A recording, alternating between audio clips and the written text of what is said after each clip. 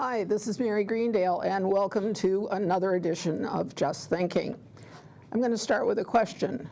Should Holliston have the opportunity or the authority to consider allowing people in town who live in town the right to vote, even if they are not citizens? Well, that's the question we're going to start talking about today, and there is a petition that was done by individuals in town, and that petition will be part of the town meeting warrant. Now, town meeting starts on May 7th. It's a Wednesday night. Do not panic. You did not miss Monday. It's a Wednesday for logistical reasons. But anyway, the topic is, do we want to have that conversation? That's basically what we're going to do. We're going to have a conversation about whether or not we want to pursue legislation to allow non-citizens to have the right to vote on local elections and town meeting. Okay? Let's go. So with me, I'm going to let you introduce yourselves. Okay, Pooja. My name is Pooja Gupta. I'm a Holliston town resident for 8 years now, and I stay on Overlook Drive. I'm Damon Dimmick. I'm a select board member, and I've been thinking about this issue for quite some time.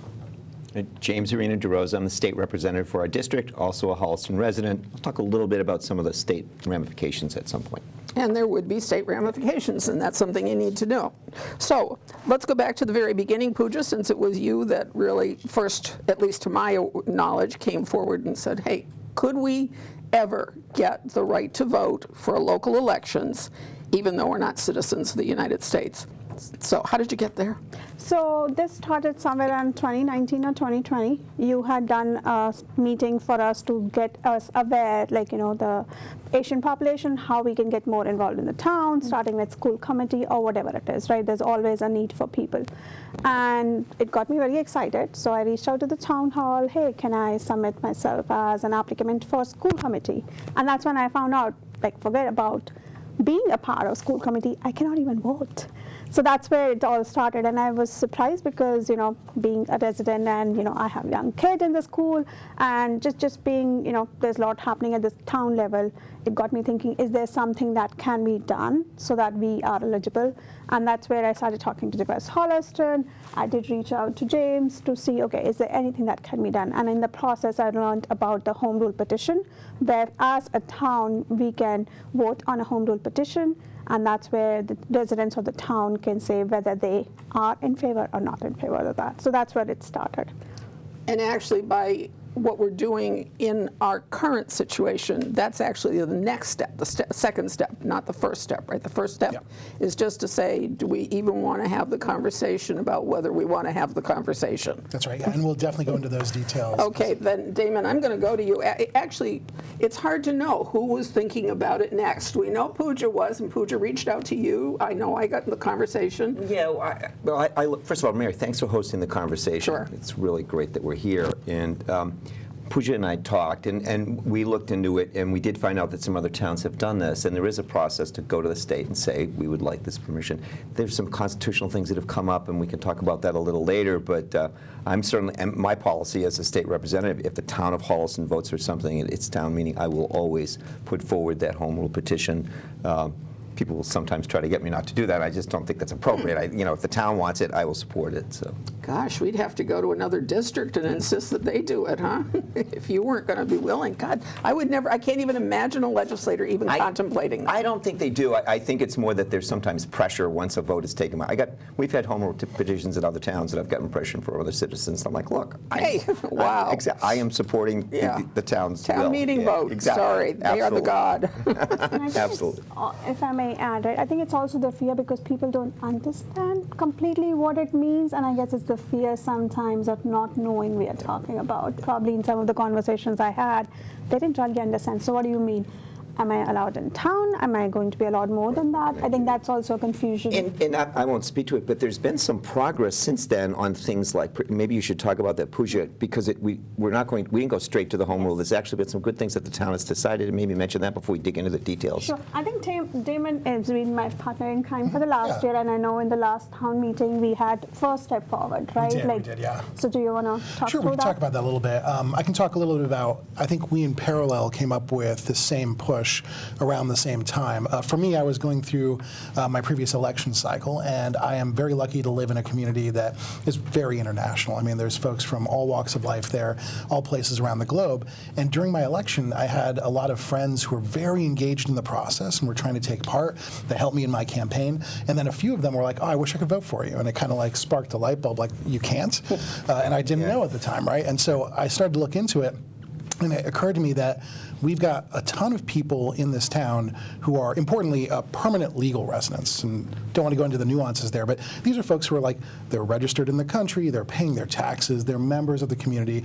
We're not talking here about illegal residents, et cetera. These are like folks who are going through the process, they're doing everything right, and yet, when it comes to like deciding on school board or volunteering to be on the finance committee, they cannot. And to me, that was just a huge waste of talent. There is, yeah. Question.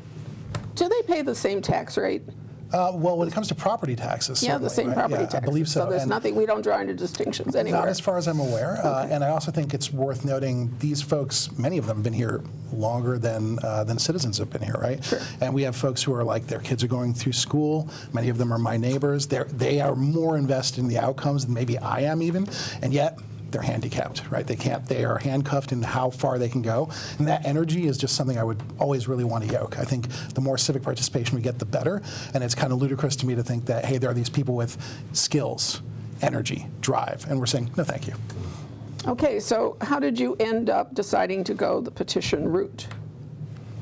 I can talk about it. I think we, like James was talking, right, we took step by step. Okay, so what's the starting point of it? The first thing, which was a surprise to me, is when we go into the town meeting, I wasn't aware, I mean, the way it was what it is, we cannot even speak. Like, if I have to say something in any of the topics or the articles that's being discussed, we cannot say anything. Right, you So sit in the, up in the upper left back, in the Yes. disenfranchised corner.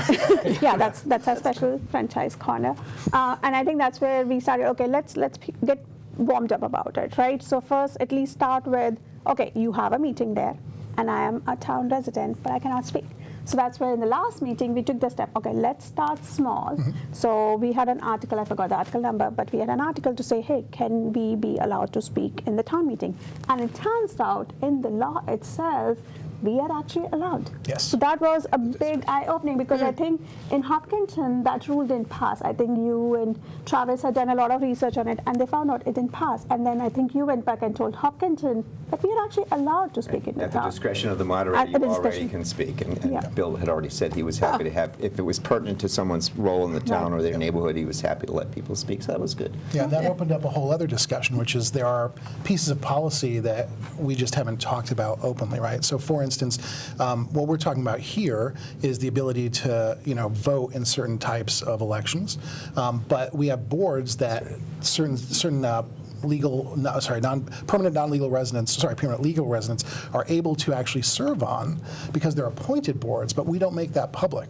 It's just not something that's kind of known in the town. So we just forwarded a policy statement a few months ago where we just made that really clear, saying, yes, if you are a permanent legal resident, there are certain types of boards and committees that you can serve on, and we wanted to make that open so that people were aware and could begin to participate. So if you wanted to be appointed the Council on Aging, you would be able to be, Yep, as long because as it's you an went through the appointed. standard process. Yeah. Yeah. Okay, but the running for election for some office is not allowed. Right, and voting for any board or And committee. voting for any board or at town meeting. Even though you can speak at town meeting, you can't vote at town meeting. Correct, Okay, yeah. all right, got all of it. Yep. So now, what are we actually going to do at town meeting? All right, so I can give you kind of a 10,000-foot view, and then we can dive in. So you're hearing us talk about what's called a home rule petition.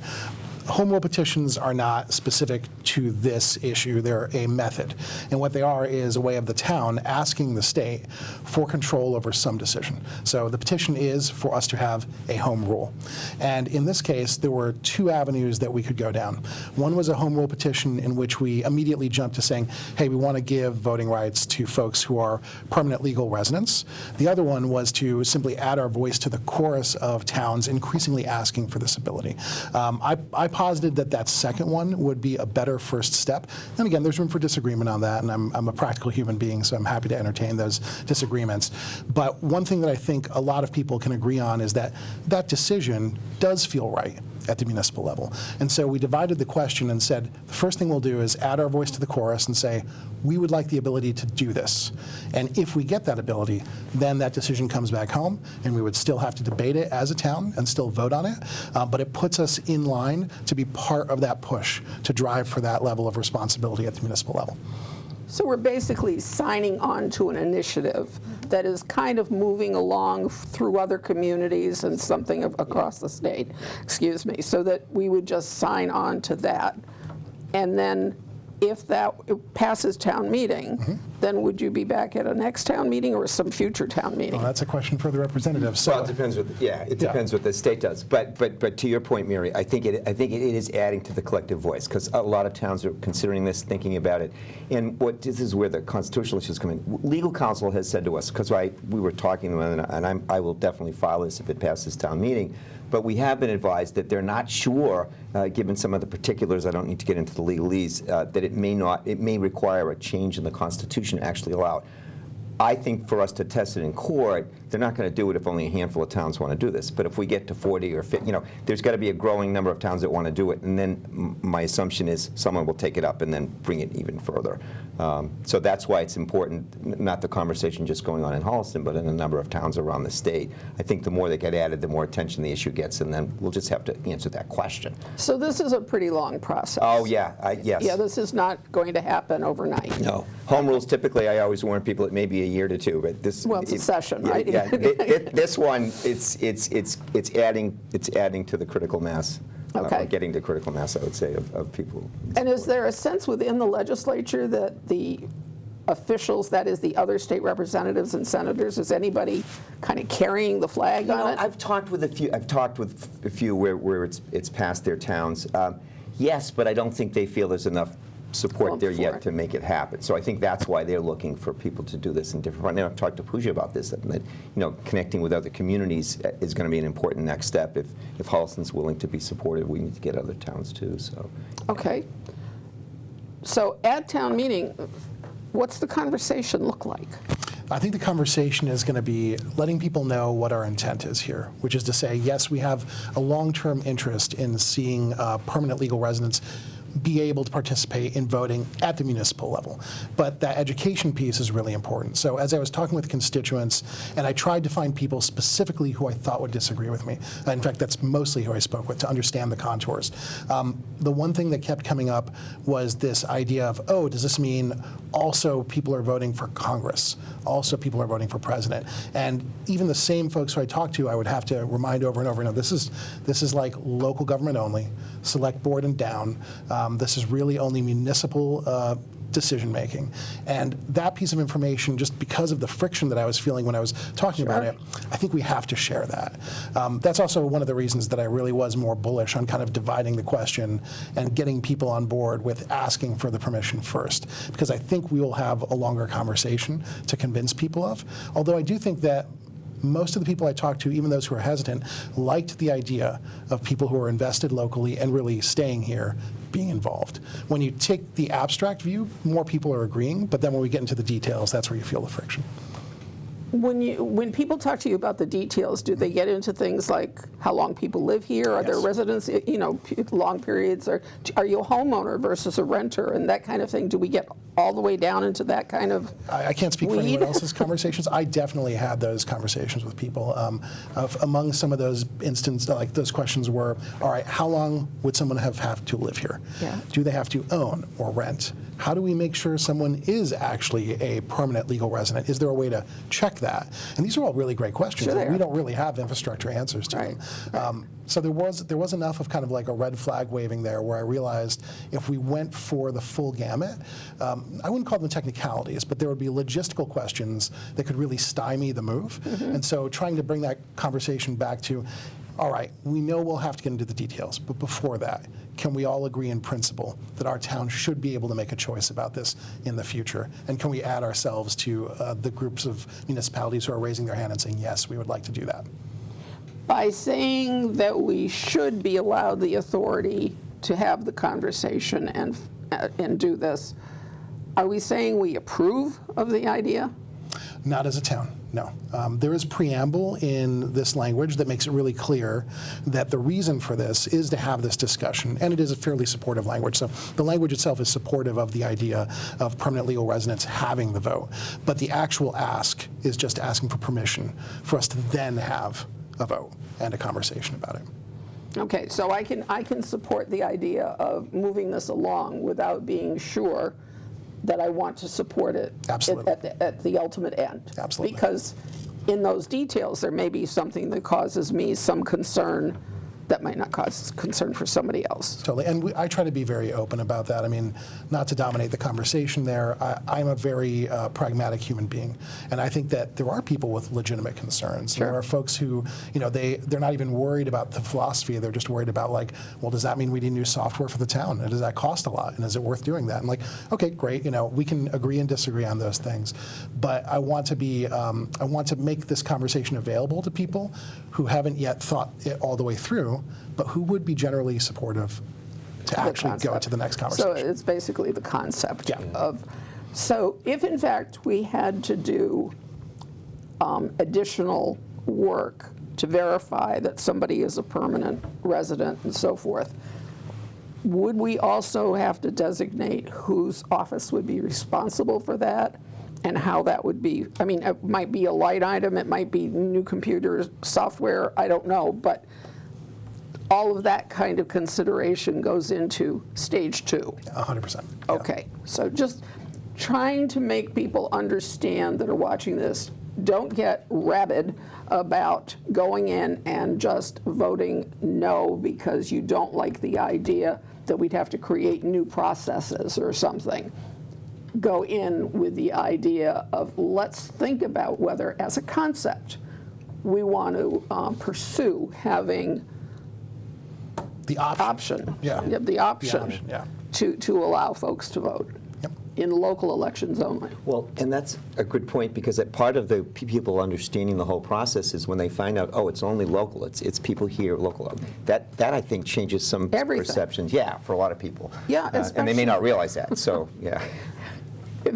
Especially when there's something almost ironic about the fact that we sit here and question whether somebody should be allowed to vote when there are thousands of people who are allowed to vote who don't. Right. Okay, residents who do not go, and voters who do not go to town meeting or town elections, where we usually run about 10% of the population, okay, 10% of the voting population. So here we have a group that's actually said, hey, I really want to vote and I really want to help. It's like, okay, I'm going to turn that down. I don't know. Yeah. Okay. Anything else that you'd like to add to this conversation that people need to take away? I think I'll just add to it, right? And I think the reason this is becoming more prevalent and a topic of discussion is earlier the whole process of people like me who came on a legal visa, becoming a citizen was pretty simple and straightforward. If you have, you want to become a citizen, you apply the paperwork, you get the green card, and within 5 years you become a citizen. The process is so long right now. People who applied in 2012 are still in the queue to even get a green card. And it'll be another 5 years on top of that to become a citizen. So I think that's why this is much important discussion now, because that whole process, people are waiting for decades. It took me, for myself, it took me close to 15 years to get a green card. And then next year I can become a citizen, once I have done the 5 years on my green card. So I think that's why people need to understand why we are talking about it right now and why it was not probably required earlier, because that process was much simpler. Now it's a very long process. That is interesting. I mean, I have absolutely no avenue into that whole, world or process. That's really amazing. Damon, any last thoughts? Yeah, just a quick takeaway. The too long didn't read part of it, just to recap. This is about legal residents, and it's about municipal elections only. And all we're doing right now is asking to be able to have that conversation. We're not trying to lock it in. We're just trying to create a forum where we can discuss it. And my expectation is that when we have that debate, it will be a hearty debate, and we'll hear a lot of different viewpoints. I think that's perfectly healthy for a town. It's great for democracy. But I would say for anyone who is worried about this particular piece of the warrant, there's not a lot to worry about here. We're just opening up a conversation that we can have in the future. And I would say please support it if you're on the fence, because it'll allow us to be a lot more democratically minded going forward. James? Yeah, just that I will certainly support the town's decision, and thanks to Pooja and Dama for prompting the conversation. I agree with that one, for sure. Thank you very much. So many of our conversations just sort of drift off into nothingness, so this is great to see it actually move forward. I would close with one other thing, and that is that this might make a really good model for future conversations about issues of an amorphous kind of issue, okay? Not about where you're going to build something, because that really is grounded down in the littles. But some of these things that are a little more philosophical, this sort of two-phase approach might just open some doors for real discussion, and I will tell you right now, that is my passion. Whether it's at a town level, state level, or national level, that's what's missing, folks, is just the opportunity to talk to one another and learn about what the experience is from the people who are experiencing it. I think this is great. Glad, thank you very much that we're going to have the chance to talk about it. Once again, town meeting is May 7th, so I'd really like to see you there. Come on down.